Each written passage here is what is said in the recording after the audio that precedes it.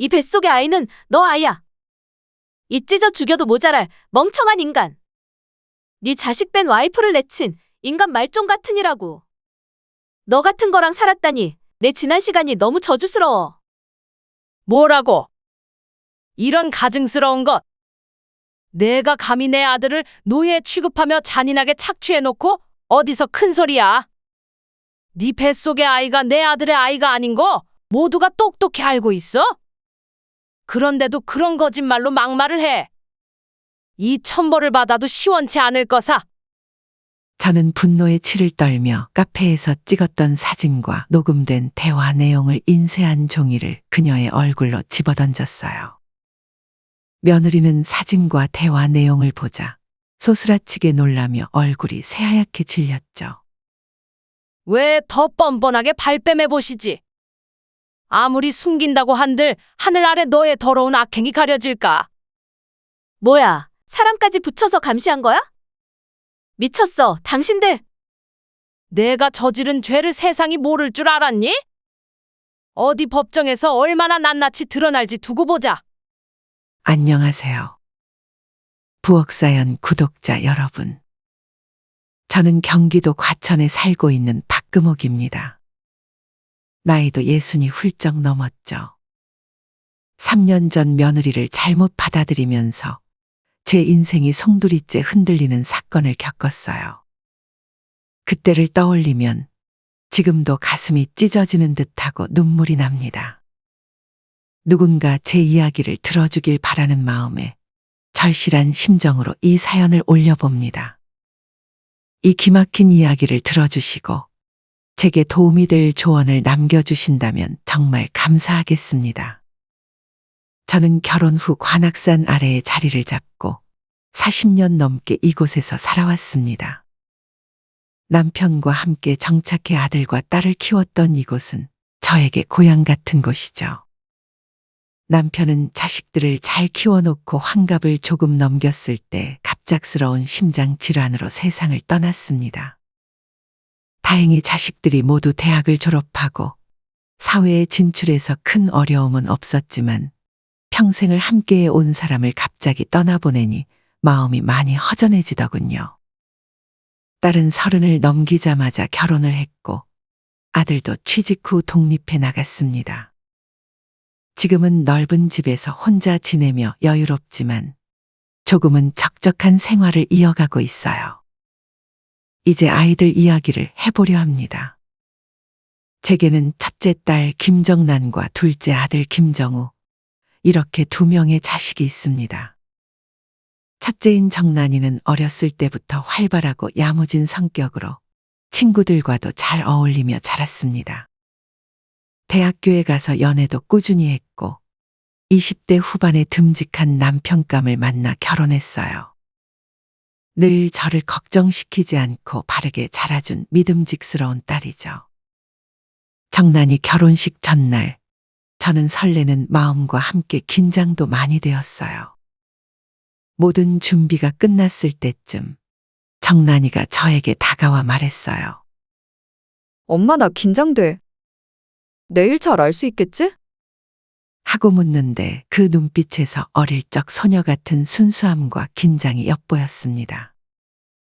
저는 웃으며 정란이의 손을 꼭 잡고 말했어요. 그럼 우리 정란이가 어떤 아인데? 넌 아주 잘할 거야. 엄마, 고마워요. 엄마 덕분에 내가 이렇게 잘할 수 있었어요. 결혼 후에도 자주 올게요. 그 말을 듣고 나니 마음이 뭉클해졌습니다. 제 품에서 행복하게 웃는 딸을 보니 감회가 새롭더군요. 우리 딸, 엄마가 늘 내 편이야. 이제 내 인생을 멋지게 펼쳐가렴. 반면 둘째 아들 정우는 누나와 성격이 정반대였습니다. 소심한 성격이라 친구가 적었고 대학에 가서도 연애 이야기를 한 번도 꺼내지 않아 내심 걱정이 되기도 했습니다. 그래도 정우는 성실한 성격 덕분에 공부를 아주 잘했습니다. 반에서 조용히 공부만 하는 아이가 꼭 한 명씩 있잖아요. 우리 아들이 딱 그런 아이였죠. 그래서 무난히 서울의 좋은 대학에 진학했고 졸업 후에는 대기업 연구원으로 바로 취직해 자신만의 길을 열심히 찾아가고 있었습니다. 정우가 대기업에 취직하게 되었다는 소식을 들었을 때 저는 기쁨을 감출 수 없었어요. 그날 집에 돌아온 정우를 위해 작은 축하 파티를 열기로 했죠. 소박하게 준비한 음식과 케이크를 보고 정우는 조금 당황한 듯 했어요. 엄마, 이거 너무 거창한 거 아닌가요? 저는 미소를 지으며 정우의 어깨를 두드렸어요. 그동안 너무 고생했잖아, 정우야. 성실하게 공부하고 준비해서 내 힘으로 이뤄낸 결과잖니. 엄마가 축하 안 해줄 수 없지. 정우는 잠시 머뭇거리더니 살짝 고개를 숙이며 말했어요. 엄마, 고마워요. 제가 늘 부족한 아들인 것 같아서 죄송했는데 이렇게 좋아해 주시니 저도 기뻐요. 그 말을 듣고 마음이 뭉클해졌습니다. 우리 아들 부족하다니. 내가 얼마나 자랑스러운 줄 아니? 앞으로도 내 길을 묵묵히 걸어가렴. 엄마가 늘 응원할게. 정우는 수줍게 웃으며 케이크 초를 불었고 그날 작은 거실은 오랜만에 따뜻한 웃음으로 가득 찼습니다. 하지만 자식이 잘 자란다고 모든 일이 순조롭게 흘러가지는 않는 법이었어요. 그때까지만 해도 저는 아무것도 몰랐죠. 앞으로 제 삶을 송두리째 흔들 사건이 기다리고 있을 거라곤 상상도 못했습니다. 정우는 대학 시절부터 직장 생활을 시작할 때까지 본가에서 지냈어요. 하지만 30이 넘자 회사 가까운 곳에서 자취를 시작하고 싶다고 했어요. 늘 조용하고 숫기 없는 아이였기에 독립하려 한다는 말에 조금 걱정이 되었지만 언제까지나 품 안에 둘 수만은 없는 일이었죠.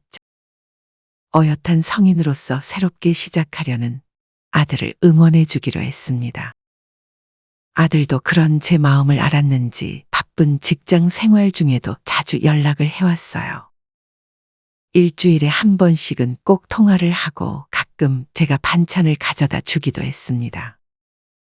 그렇게 별다른 변화 없이 평온한 일상이 이어지던 어느 날 정우로부터 깜짝 놀랄 소식을 들었습니다.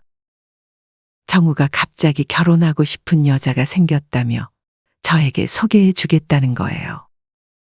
여자친구 이야기를 한 번도 꺼내지 않은 아들이 결혼 얘기를 꺼내니 정말 놀랐습니다.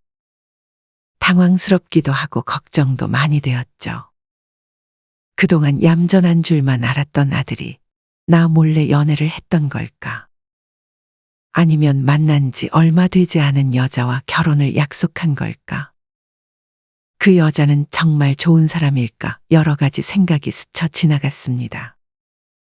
아들과 예비 며느리가 오기로 한 날이 다가올수록 제 머릿속은 복잡해졌어요. 며칠 뒤 정우는 결혼할 여자를 데리고 집에 왔습니다. 문이 열리고 나타난 예비 며느리는 정말 예쁜 모습이었죠. 처음 인사하는 자리에서부터 어머니 하고 방긋 웃으며 인사하는데 그 모습이 얼마나 예뻤는지 모릅니다. 정우야, 결혼하고 싶은 사람이 생겼다고 해서 엄마가 정말 깜짝 놀랐어. 그런데 이렇게 예쁜 아가씨를 데려올 줄은 몰랐구나. 우리 아들이 이런 재주가 있는지 몰랐어. 그러자 예비 며느리 여진 씨가 부끄러운 듯 미소를 지으며 대답했어요. 아니에요, 어머님. 제가 정우 씨를 만나서 더 복받은 거죠. 갑작스러운 소식에 많이 놀라셨죠? 앞으로 부족함 없도록 정말 열심히 살게요. 이제 저한테는 말 편하게 해주세요. 정우는 쑥스러운 듯 미소를 지으며 가만히 있었고 예비 며느리의 이름이 심여진이라는 것을 그때 알게 되었습니다. 처음 만났을 때 여진이는 참 예의 바르고 상냥한 인상을 주었어요.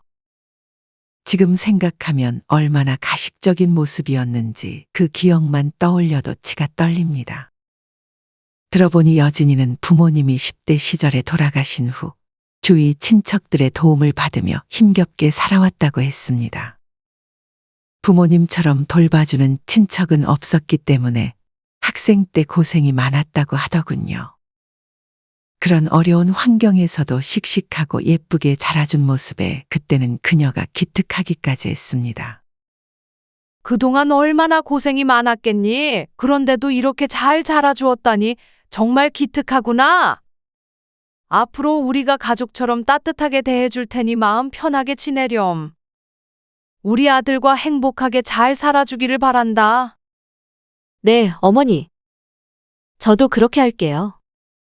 그런데 먼저 알려드려야 할 소식이 있어요. 여진이가 정우의 옆구리를 쿡 찌르자 정우는 난감한 얼굴로 잠시 망설이더니 조심스럽게 말했어요. 엄마, 사실 여진이가 임신을 했어요. 이제 사주차라 아직 초기예요. 그래서 결혼식은 여진이 배 나오기 전에 빨리 하고 싶습니다. 저는 순간 귀를 의심했죠. 뭐라고? 임신을 했다고? 그동안 속을 알기 힘든 아들이었지만 이렇게 혼전 임신까지 하다니 놀라울 뿐이었어요. 숙맥 같기만 했던 아들이 속도 위반으로 혼전 임신까지 해오다니 기쁨과 놀라움에 혼란스러웠습니다. 처음에는 인생에서 가장 중요한 일을 이렇게 성급히 진행해도 되느냐며 화를 내야 하나 잠시 고민했지만 이미 결정을 한 일이니 화낸다고 달라질 게 없겠더군요. 결국 며느리와 손주까지 찾아온 겹경사라 여기며 빠르게 결혼식을 진행하기로 했습니다. 상견례 날 예비 며느리 여진이는 가까운 친척이라며 고모 부부를 초대했고 저는 아들과 딸 부부와 함께 인사를 나누었습니다. 서로 처음 만나는 자리였지만 가벼운 인사와 함께 화기애애하게 식사를 하며 무난하게 자리를 이어갔죠. 그런데 상견례 도중 왠지 모를 묘한 느낌이 들었습니다. 여진이의 친척들은 무심한 듯한 태도를 보였고 여진이가 친근하게 말을 걸 때마다 깜짝 놀라는 것 같더군요. 또 가끔씩 핸드폰을 보며 작은 한숨을 쉬기도 했습니다. 이전에 여진이가 친척들과 아주 친밀한 사이가 아니라는 얘기를 들은 적 있어 그저 그러려니 하고 넘겼죠. 식사가 끝나고 정우가 계산을 하러 일어섰고 여진이도 따라 나갔습니다. 그런데 정우의 뒷모습을 바라보는 여진이의 눈빛이 순간 얼음처럼 차갑게 느껴졌습니다. 항상 미소 짓던 그 예쁜 얼굴이 그렇게 싸늘하게 변할 수 있다니 마치 전혀 다른 사람 같았습니다. 저도 모르게 섬뜩한 느낌이 들었지만 별일 아니겠지 하고 제 마음을 달랬어요. 아들 보내는 어미의 쓸데없는 걱정이겠지 하면서요. 2달 후 결혼식은 간소하게 진행되었습니다. 정우는 결혼식 비용 대부분을 그동안 모은 돈으로 부담했고 저는 아들 내외가 살 수 있도록 작은 아파트 전세 자금의 1억을 보태주었습니다. 평생 모은 돈 중 일부를 자식들을 위해 내놓은 것이었죠. 그렇게 아들 내외는 아기자기하게 꾸민 예쁜 신혼집에서 새로운 결혼 생활을 시작했습니다. 그런데 정우가 결혼 후 몇 달이 지나면서 연락이 점점 뜸해졌습니다. 원래 일주일에 1~2번씩은 꼭 연락하던 아들이 이제는 한 달에 1번 통화하기도 어려워졌어요. 며느리에게는 연락할 일이 거의 없었지만 가끔 궁금해 연락을 하면 며느리도 전화를 잘 받지 않았습니다. 어쩌다 통화가 되더라도 결혼 전에 상냥한 모습은 온데간데 없이 차가운 말투로 몇 마디만 하고 서둘러 전화를 끊는 모습을 보였어요. 그때마다 마음이 씁쓸하고 무언가 잘못되고 있는 듯한 불안감이 스며들기 시작했습니다. 여보세요? 아가, 요새 몸은 좀 어떤지 궁금해서 전화했어. 입덧은 이제 괜찮아졌니? 입덧이요? 입덧 없어진 지 언젠데 아직도 입덧을 물어보세요. 그래, 뭐 먹고 싶은 건 없니? 이맘때쯤엔 잘 챙겨 먹어야 하는데. 제가 알아서 잘 챙겨 먹을게요. 걱정하지 마세요. 저 지금 바쁜 일이 있어서 이만 끊을게요. 결혼 전에는 그렇게 상냥하고 사근사근하던 아이가 왜 이러는지 이해하기 어려웠습니다. 혹시 임신으로 신경이 예민해진 걸까 싶으면서도 한편으로는 서운함이 스며들었죠. 결국 그들의 눈치를 살피게 되면서 저도 점점 전화를 하지 않게 되었습니다.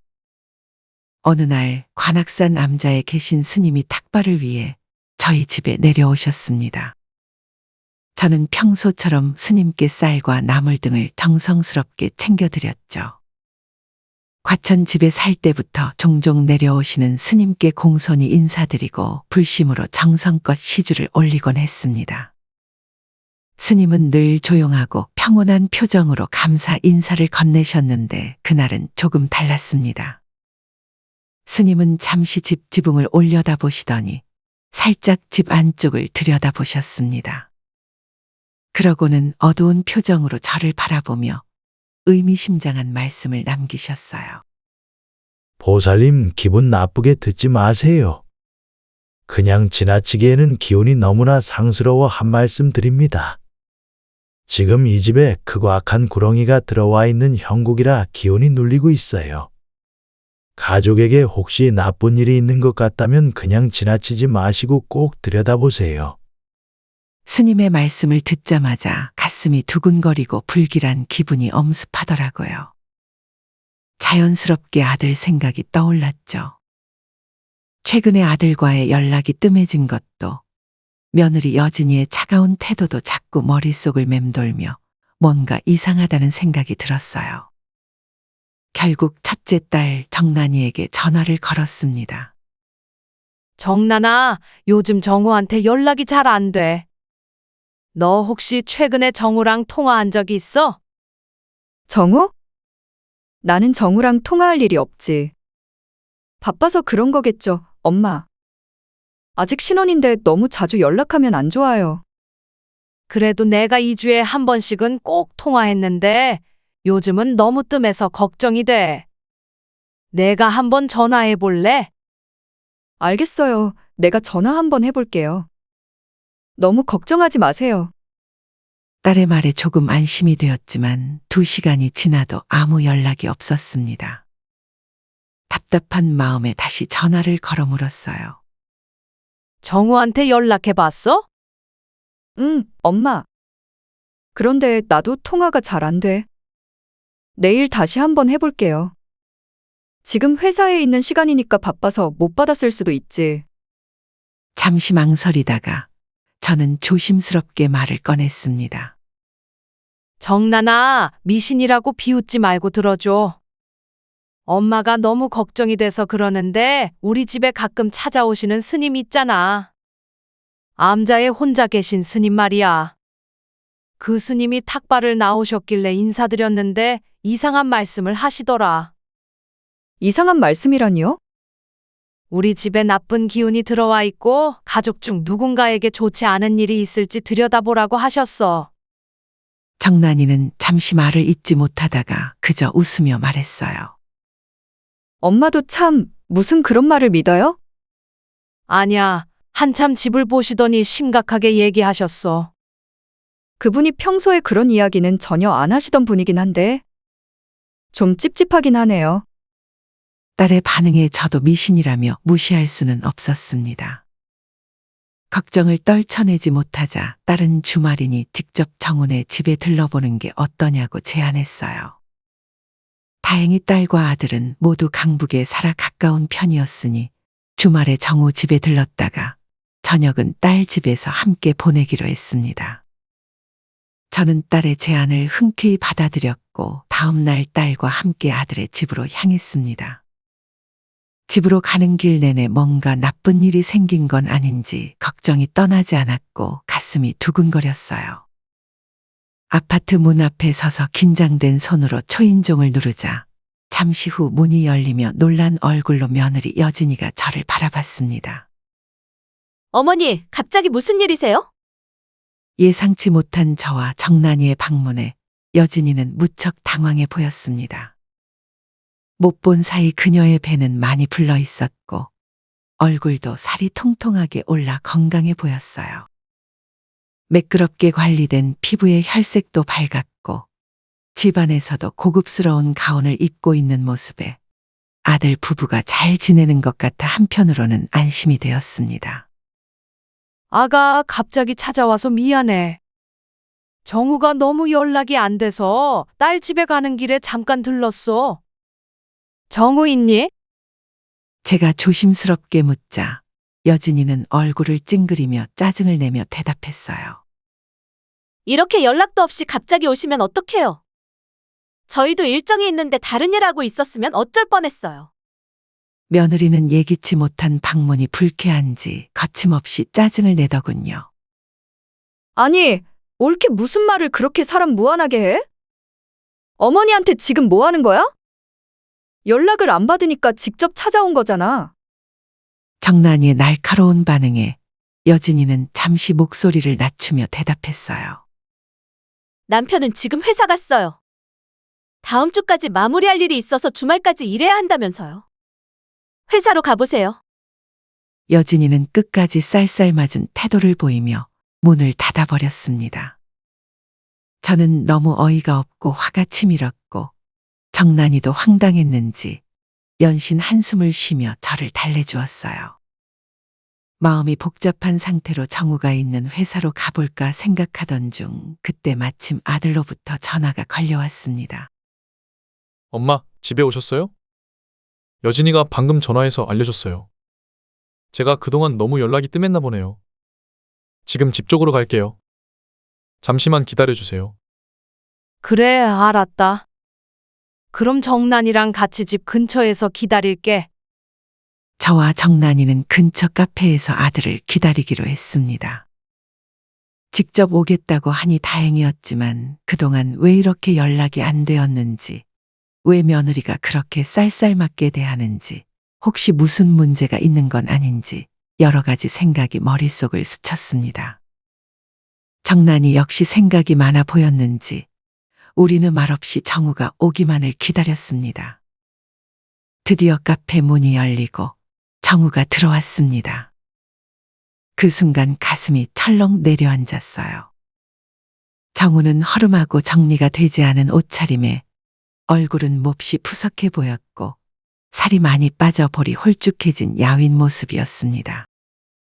내 아들이 저렇게 변해버리다니 대체 무슨 일이 있었던 걸까요? 정우의 모습만 봐도 심각한 문제가 있다는 걸 알 수 있었죠. 엄마, 죄송해요. 그동안 너무 연락이 뜸했죠? 정우가 어색한 미소를 지으며 다가왔습니다. 정우야, 이게 무슨 일이니? 어디 아픈 거니? 왜 이렇게 야위었어? 정우야, 도대체 무슨 일이야? 집에 무슨 문제가 있는 거야? 저는 다급하게 물었고 정난이도 심각한 표정으로 정우를 다그쳤습니다. 아들은 잠시 머뭇거리더니 그저 시선을 피하며 이렇게 대답하더군요. 엄마, 그냥 요즘 회사 일이 많아서 그래요. 여진이도 임신 중이라 신경 쓸 일이 많고요. 정우는 애써 괜찮은 척하며 말했지만 저는 그 모습이 더욱 불안했습니다. 아무리 그래도 그렇지 얼굴이 엉망이야. 뭔가 문제가 있는 거 아니니? 너 정말 괜찮은 거 맞아? 우리한테 숨기는 거 없지? 정말 괜찮아요. 앞으로는 미리 연락하고 오세요. 저의 추궁에도 정우는 힘없이 웃으며 괜찮다는 말만 반복했습니다. 저와 딸은 결국 아무것도 알아내지 못한 채 헤어졌습니다. 하지만 아들을 만나고 온 후 제 걱정은 더욱 커졌습니다. 집안일을 하는데 정우의 초췌한 얼굴, 푸석한 피부, 허름한 옷차림이 자꾸만 눈앞에 떠올랐어요. 분명히 가정에 무언가 문제가 있는 것 같았고 그 문제를 홀로 참고 있는 아들의 모습이 너무나도 위태로워 보였죠. 저는 관악산에 있는 암자로 스님을 찾아갔습니다. 스님, 아들에게 좋지 않은 일이 생긴 것 같아요. 그런데 어떻게 해야 할지 모르겠어요. 스님은 제 이야기를 조용히 들으시고는 깊은 한숨을 내쉬며 말씀하셨습니다. 뱀은 원래 상서로운 동물이지만 잘못된 기운 속에서 자라면 악한 존재로 변할 수 있죠. 지금 보살님 집에 있는 구렁이는 몹시 악한 기운을 품고 있어 쫓아내기가 쉽지 않아 보입니다. 다만 영원히 머물지는 못할 것입니다. 보살님은 사시는 동안 넉넉한 마음으로 음덕을 많이 쌓으신 분입니다. 그 기운으로 흉한 재액이 찾아오더라도 반드시 이겨낼 것입니다. 힘들더라도 희망을 잃지 말고 잠시만 기다리세요. 이 세상에 영원히 이어지는 나쁜 일은 없습니다. 스님의 따뜻한 말에 저는 그만 눈물을 쏟고 말았습니다. 하지만 그저 기다릴 수만은 없다는 생각에 말씀드렸죠. 그렇다고 이렇게 아들을 지켜보기만 할 수는 없어요. 스님은 잠시 눈을 감고 생각하시더니 한 가지 방법을 알려주셨습니다. 뱀이 물가를 좋아하니 아드님 집 근처에 물가가 있다면 잘 관찰해 보세요. 분명 뱀의 허물을 발견할 수 있을 것입니다. 그 허물이 뱀을 쫓을 수 있는 방법이 될 것입니다. 스님의 말씀을 듣고 저는 혼란스러운 마음으로 집에 돌아와 다시 아들에게 전화를 걸었습니다. 다행히 이전 방문 이후로 정우는 전화를 잘 받았고 며칠 후 다시 아들을 만나 이야기를 나눌 수 있었습니다. 카페에서 만난 정우는 여전히 초췌해 보였고 밝은 표정을 지으려 애썼지만 눈빛에 서린 어두운 그늘은 감출 수 없었죠. 오랜만에 아들과 앉아 오랫동안 대화를 나누며 힘든 일이 있으면 제발 이 어미에게 알려달라는 간곡한 부탁을 했습니다. 그제야 정우는 두 손으로 얼굴을 감싸고 깊이 숨을 내쉬더니 마치 막혀있던 댐이 터지듯 지금까지 있었던 일들을 어렵게 털어놓기 시작했습니다. 사실 너무 힘들어요. 여진이를 케어하기가 너무 힘들어요. 도대체 무슨 일이길래 그러니? 마음 편하게 다 털어놔봐라. 정우는 깊은 한숨을 쉬며 털어놓기 시작했습니다. 여진이는 아무리 돈을 많이 가져다 줘도 항상 부족하다고 해요. 저보고 일을 더 하라고 계속 압박하고요. 밤늦게까지, 주말에도 일해야 해서 너무 피곤한데 모든 월급은 여진이 통장으로 바로 들어가고 순식간에 없어져요. 이제는 제2금융권 빚까지 생겼어요. 매일 열심히 일하는데 돈은 항상 부족하고 빚만 쌓여요. 아니, 도대체 왜? 너 연봉도 충분히 높잖아. 두 사람 사는데 무슨 돈이 그렇게 많이 필요해? 여진이는 옷과 가방 모두 명품이어야 하고 명품이 아니면 창피해서 못 입겠다고 해요. 또 태교 여행도 친구들과 해외로 다녀와야 한다면서 여행 경비도 준비해 줘야 하고요. 그리고 결혼 전부터 가지고 있던 빚도 있어서 그것도 갚아야 하고. 아들이 힘겹게 털어놓는 이야기에 저는 기가 막혀 아무 말도 나오지 않았습니다. 그저 입을 벌리고 아들의 이야기를 듣는 수밖에 없었습니다. 엄마, 저 한 달 용돈이 30만 원이에요. 그런데 너무 부족해요. 교통비하고 나면 남는 것도 거의 없고 항상 너무 배고파요. 배가 정말 너무 고파요. 빚을 갚아도 끝이 안 보이고 가끔은 정말 숨이 막혀요. 저는 무너지는 마음으로 눈물이 가득 찬 아들의 눈을 보며 이야기했어요. 세상에 이런 결혼 생활이 어디 있니? 어떻게 이럴 수가 있어? 엄마가 당장 여진이랑 이야기할게. 하지만 정우는 놀란 표정으로 강하게 말렸습니다. 안 돼요. 엄마 만난 날 여진이가 얼마나 화냈는데요. 그런 일 또 생기면 이혼한다고 했어요. 전 여진이를 사랑해요. 이혼 못해요. 아들이 고통 속에서도 이혼을 거부하는 모습을 보며 그의 삶이 순식간에 지옥으로 변해버린 것을 깨달았습니다. 결혼한 지 몇 달밖에 안 된 제 아들은 마치 끔찍한 노예 생활을 하고 있는 것처럼 보였습니다. 자세히 들어보니 결혼 이후 며느리에게 가져다 준 돈이 이미 대략 9천만 원에 달했고 전세금 대출 외에도 신용대출과 제2금융권 대출까지 갚아가며 명품을 사들이고 있다는 아들의 말에 도대체 어떻게 그 생활을 이어갈 수 있는지 상상조차 되지 않았습니다. 아들의 이야기를 들으며 제 마음은 무너져 내렸습니다. 지금이라도 갈라서라. 저는 단호하게 말했지만 정우는 여전히 아내를 사랑한다며 제 말을 듣지 않았습니다. 몇 번을 이야기해도 아들은 가정을 지키고 싶어 했습니다. 저는 이 소식을 딸 정란이에게 전하고 정우에게 계속 전화해 살살 타일러 보기도 하고 화를 내보기도 하며 여러 가지로 설득해 보았지만 아들의 마음을 돌리기란 쉽지 않았습니다. 아들 문제로 정란이와 만나 이 상황을 어떻게 해야 할지 모르겠다며 눈물로 이야기를 나누던 중 문득 스님이 해주신 말씀이 떠올랐습니다. 정란아, 갑자기 스님 말씀하신 게 떠올랐어. 스님께서 그러셨거든. 뱀이 물가를 좋아하니까 물가를 잘 살펴보면 뱀의 허물을 발견할 수 있을 거라고 하셨던 게 생각나네. 엄마, 무슨 그런 이야기를 다 믿어요? 허물을 찾아야 한다니 지금 상황에 그게 무슨 도움이 돼요? 하지만 이내 정우의 상황을 떠올리며 정란이도 생각이 바뀌었는지 진지하게 이야기하기 시작했습니다. 엄마, 사실 정우 집 근처에 공원으로 꾸며진 작은 개천이 하나 있어요. 집에서 멀지 않고 주변에 카페나 식당들도 많아요. 거기라도 한번 둘러보실래요? 저는 딸과 함께 정우 집 근처의 개천을 둘러보기로 했습니다. 함께 개천을 따라 걸으며 주변을 자세히 살펴보기 시작했죠. 개천 주변에는 사람들이 많이 오갔으며 운동을 즐기는 사람들도 있었습니다. 저희는 심란한 마음으로 두리번거리며 걸었음에도 별다른 걸 발견할 수 없었습니다. 허탈한 마음이 들었죠. 지친 우리는 잠시 쉬어갈 겸 눈에 띄는 큰 카페에 들어가기로 했습니다. 그런데 이게 무슨 운명의 장난인지 카페에 들어서자마자 구석에 앉아 있는 익숙한 뒷모습을 발견했습니다. 바로 며느리 여진이었습니다. 여진이 앞에는 어떤 남자가 앉아 있었고 딱 봐도 둘 사이의 분위기가 심상치 않아 보였습니다. 우리는 조심스럽게 뒤쪽 테이블로 가서 자리를 잡았고 다행히 얇은 파티션이 얼굴을 가릴 정도의 높이로 설치되어 있어 가까이 앉아도 눈에 띄지 않을 수 있었습니다. 며느리와 그 남자는 즐거운 표정으로 대화를 나누고 있었습니다.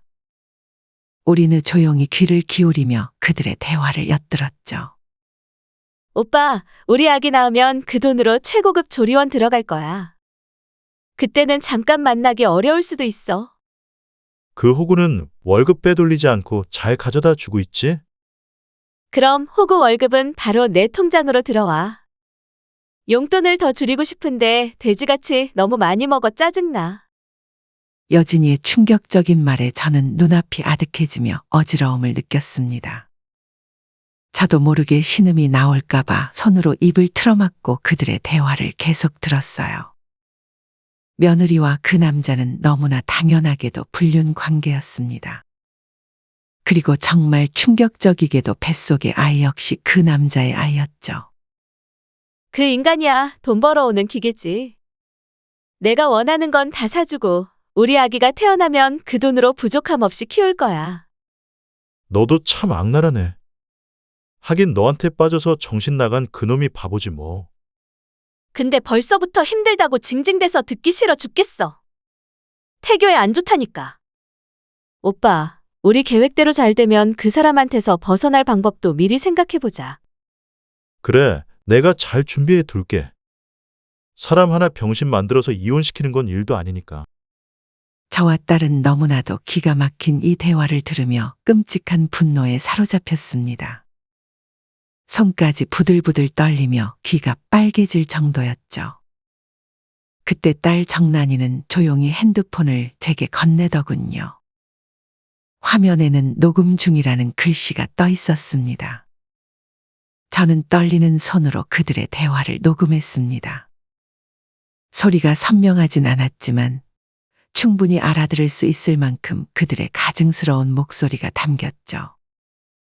이어서 며느리와 그 남자가 카페를 나설 때 정란이는 그 모습을 동영상으로 몰래 촬영했습니다.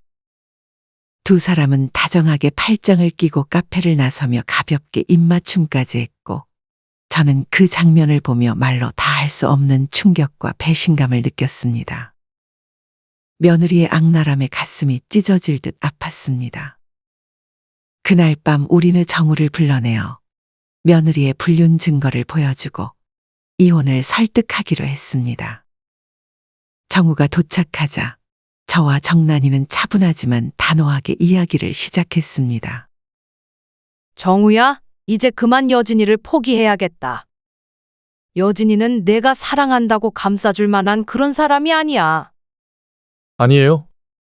아직 결혼 생활 초반이라 여러 가지 문제가 있을 뿐이에요. 저 여진이랑 정말 잘 살고 싶어요.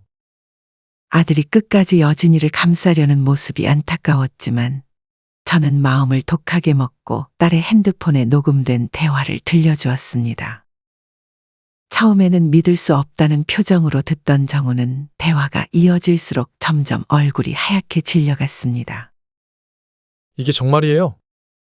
여진이가 정말 이렇게 말한 거예요? 이거 다른 사람 목소리 아니에요?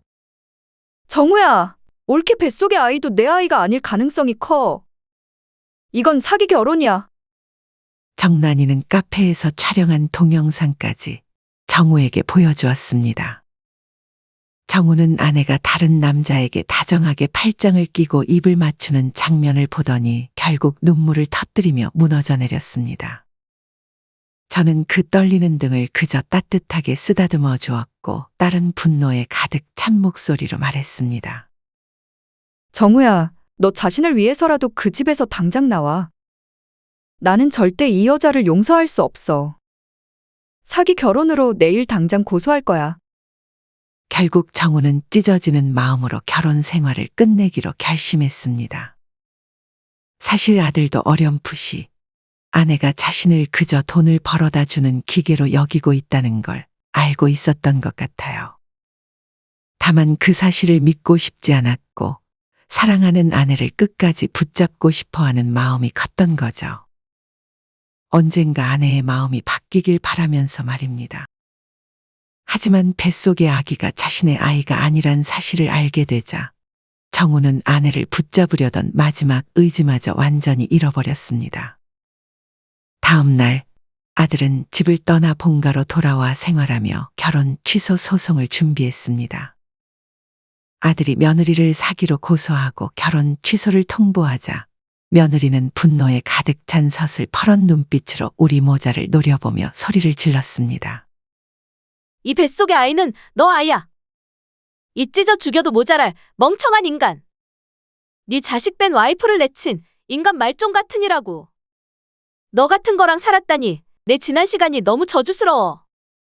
그 말을 듣자 저도 참을 수가 없었습니다. 뭐라고?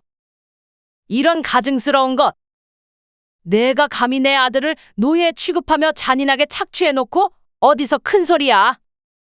네 뱃속의 아이가 내 아들의 아이가 아닌 거 모두가 똑똑히 알고 있어?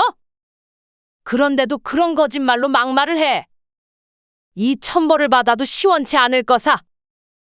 저는 분노에 치를 떨며 카페에서 찍었던 사진과 녹음된 대화 내용을 인쇄한 종이를 그녀의 얼굴로 집어던졌어요. 며느리는 사진과 대화 내용을 보자 소스라치게 놀라며 얼굴이 새하얗게 질렸죠. 왜 더 뻔뻔하게 발뺌해 보시지? 아무리 숨긴다고 한들 하늘 아래 너의 더러운 악행이 가려질까? 뭐야, 사람까지 붙여서 감시한 거야? 미쳤어, 당신들. 내가 저지른 죄를 세상이 모를 줄 알았니? 어디 법정에서 얼마나 낱낱이 드러날지 두고 보자. 제가 단호하게 말하자 며느리는 할 말을 잃고 얼굴이 새빨개지며 입을 다물었습니다. 여진이의 악랄한 행동은 너무나도 명확하게 드러나 있었기에 저는 그녀의 모든 거짓말이 법정에서 폭로되기를 간절히 바랐습니다. 하지만 확실한 증거가 있음에도 불구하고 며느리는 법정에서 끝까지 뻔뻔하게 아니라고 버티더군요. 이 뱃속의 아이는 너 아이가 맞아. 감히 나를 버려? 절대로 용서 못해. 결혼 취소라고? 말도 안 되는 소리 하지 마. 위자료 단단히 준비하는 게 좋을 거야. 지금 살고 있는 집 전세금 단 한 푼도 못 돌려줘. 이때 정우는 차분하게 그러나 단호한 목소리로 말했습니다. 여보, 이제 제발 그만해. 당신이 아무리 그렇게 말해도 모든 게 명확한 증거로 남아있어. 당신이 받을 수 있는 위자료는 단 한 푼도 없어. 지금까지 그렇게 많은 돈을 뜯어갔는데 아직도 부족하니? 도대체 난 당신에게 뭐였어? 며느리의 당당한 변명에 저는 기가 막힐 뿐이었습니다. 전세금은 저와 아들이 마련한 돈인데 어떻게 저렇게 당당히 자신의 돈인 것처럼 말할 수 있을까요? 그 여자의 한마디 한마디가 그간의 생각과 행실을 그대로 드러내고 있었죠. 결국 뱃속의 아이에 대한 친자 검사가 진행되었고 최종적으로 그 아이는 정우의 친자식이 아닌 것으로 결론이 내려졌습니다. 그럼에도 불구하고 여진이는 끝까지 나는 당연히 남편의 아이일 거라 생각했다며 발뺌을 시도했습니다. 자신은 몰랐고 억울하다는 변명이었죠. 하지만 카페에서 상간남과 나눈 대화 녹음 파일은 심여진의 모든 이야기가 거짓임을 생생하게 증명하고 있었습니다. 끝까지 억울해하며 법정에서 시퍼렇게 눈을 뜨고 제 아들을 노려보던 그녀의 서늘한 눈빛이 아직도 생생히 떠오릅니다. 저 악마 같은 여자에게 제 귀한 아들이 당했을 고통을 생각하면 지금도 가슴이 미어지죠. 그나마 너무 늦지 않게 이 사실을 발견한 것이 정말 다행이었습니다. 스님의 경고가 없었다면 아들을 그렇게 빨리 찾아가 볼 생각도 못했을 거예요. 그 덕분에 결혼은 결국 취소되었고 전세금에 대한 재산 분할도 이루어지지 않았으며 심여진은 제 아들에게 위자료를 지급하라는 최종 판결을 받았습니다. 비록 그 금액이 아들이 받은 고통에 비하면 적었지만 저희 가족은 만족했습니다. 심여진은 끝까지 위자료를 내지 않아 결국 구치소 감치 처분을 받았고 마지못해 위자료를 지급한 후에야 겨우 사회로 나올 수 있었다고 하더군요. 그 사건 이후 몇 년이 흘렀습니다. 아들은 진심으로 사랑했던 사람에게 충격적인 배신을 당한 뒤 일상으로 돌아오기까지 많은 시간이 걸렸고 티는 내지 않지만 아직도 힘들어하는 것 같아요. 저희 가족은 그 한 사람으로 인해 끔찍한 일을 겪었고 그 일이 끝난 후에도 마음속 고통을 끌어안고 삽니다. 어떻게 하면 이 일을 잊고 다시 따뜻하고 화목한 가정으로 돌아갈 수 있을지 그 방법을 찾지 못해 썩을프고 막막해요. 아들이 이제는 이 슬픔을 벗어나 언젠가 좋은 짝을 만나 행복할 수 있기를 간절히 바랄 뿐입니다. 혹시 이 아픔을 조금이라도 잊을 수 있는 방법이 있다면 사소한 말이라도 한마디 보태주세요. 여러분의 조언이 저희 가족에게 큰 힘이 될 것입니다. 긴 이야기 들어주셔서 진심으로 감사드립니다. 오늘 사연 어떻게 들으셨나요? 이번 이야기가 구독자 분들에게 따뜻한 위로가 되었으면 좋겠습니다. 느끼신 점이 있다면 댓글로 허심탄회하게 의견을 나눠주세요. 부엌사연은 여러분의 구독과 좋아요 그리고 댓글로 유지됩니다. 앞으로 더 좋은 사연으로 찾아뵐 수 있도록 많은 도움을 부탁드려요.